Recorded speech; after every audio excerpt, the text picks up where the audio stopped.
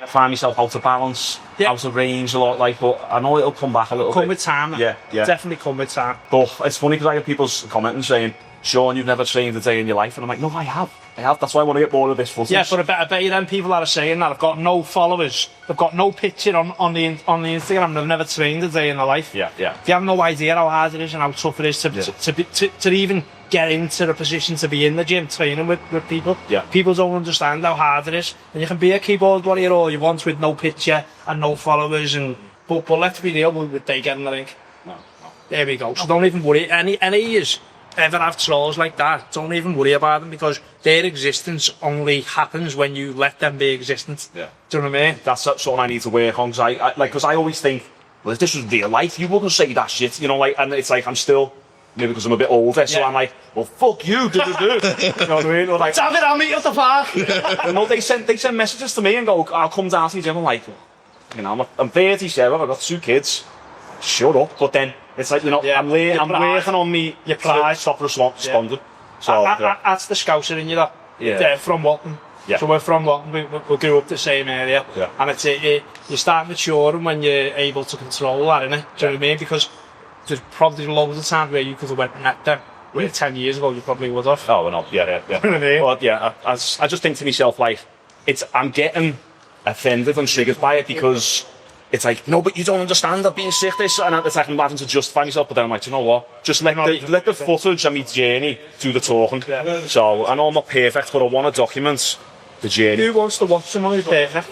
Well, I know. Do you know what I mean? That's why people really started watching Misfits a bit, didn't we? Because like, it was, the people just swing and it'd make for entertaining fights. See, I've been involved in boxing since I was a baby. Yeah. Now, everyone was like, wow, what are you doing getting mixed up in that Misfits and that? I met Warren. Yeah. Warren is a fantastic human being. Yeah. Do you know what I mean? He's got the desire, he's got the determination, and he's got that little bit of something that not many people have got. Yeah. And then it just changed my view then. And when I went, I was like, this is funny. That Afghan Dan and what's the other guy, Crazy Crackhead Dan or whatever. Oh, yeah. Ultimately two bums in the ring that I've never trained a day in their life, and it was the most entertaining fight I've ever seen. Yeah. I couldn't stop laughing. It was the funniest thing I've ever seen. Yeah. And from that moment I just thought, this is awesome. Yeah. This is what boxing's missing. 2 people who are getting in a ring, being entertaining, and putting it on the line, no matter the skill, no matter what they've got, they're putting it on the line. Because people say, people say like, oh, influencer boxing, it's a net negative for boxing. It's like, no, I disagree. There can be levels. There doesn't just have to be Tyson Fury and sure. It's like, you know, there can be many levels throughout that. So the thing that people don't understand about influencer boxing is the fans that are watching influencer boxing are coming into boxing, not the other way round. Because Misfits runs off other people's followers. Yeah. So you're not getting on Misfits unless you've got... And people keep asking me this, oh, get me on Misfits. Nobody's coming to watch it. Misfits uses other people's platforms to grow their brand. And that's what Misfits is.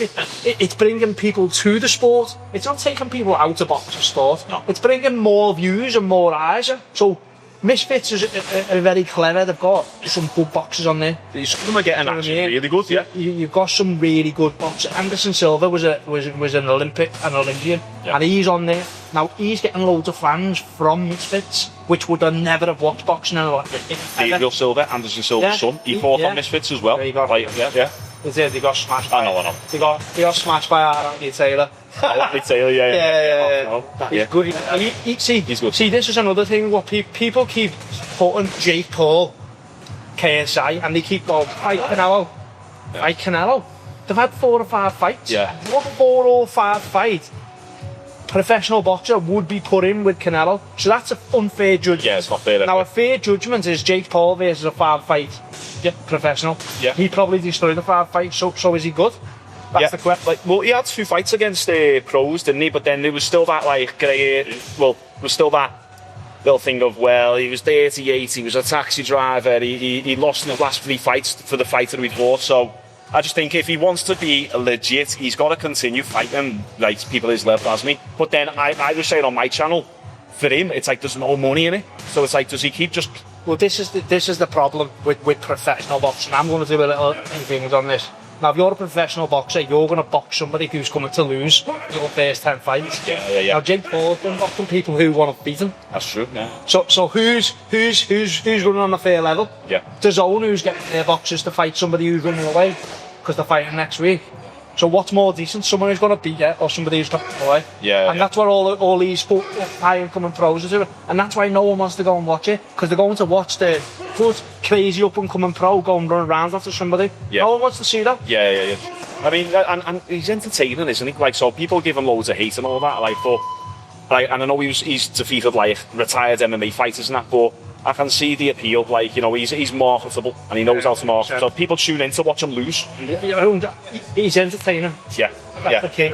Yeah. Entertainment.